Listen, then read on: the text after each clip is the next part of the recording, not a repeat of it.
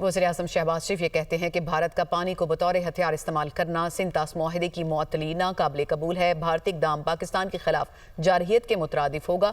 आलमी सालसी अदालत ने भारत के इक़दाम को मुस्तरद कर दिया। इक़्तिसादी ताउन तंजीम के सरबराह इजलास से खिताब करते हुए उनका मज़ीद कहना था कि भारत ने पहलगाम वाक़े की आड़ में पाकिस्तान के खिलाफ जारहियत की। फील्ड मार्शल की क़यादत में पाक फ़ौज ने भारतीय जारहियत का भरपूर जवाब दिया। पाकिस्तान ईरान पर इजरायली हमले की शदीद मज़म्मत करता है। वज़ीर-ए-आज़म शहबाज शरीफ ये कहते हैं कि भारत का पानी को बतौर हथियार इस्तेमाल करना सिंतास मुआहदे की मुअत्तली नाकाबिले कबूल है। भारतीय इक़दाम पाकिस्तान के खिलाफ जारहियत के मुतरादिफ होगा।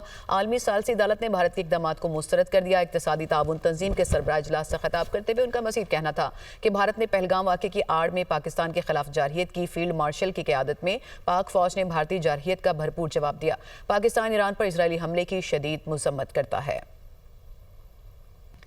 वज़ीर-ए-आज़म शहबाज शरीफ ये कहते हैं कि भारत का पानी को बतौर हथियार इस्तेमाल करना सिंतास मुआहदे की मुअत्तली नाकाबिले कबूल है। भारतीय इक़दाम पाकिस्तान के खिलाफ जारहियत के मुतरादिफ होगा। आलमी सालसी अदालत ने भारत के इक़दाम को मुस्तरद कर दिया। इक़्तिसादी ताउन तंजीम के सरबराह इजलास से खिताब करते हुए उनका मज़ीद कहना था कि भारत ने पहलगाम वाक़े की आड़ में पाकिस्तान के खिलाफ जारहियत की। फील्ड मार्शल की क़यादत में पाक फ़ौज ने भारतीय जारहियत का भरपूर जवाब दिया। पाकिस्तान ईरान पर इजरायली हमले की शदीद मज़म्मत करता है।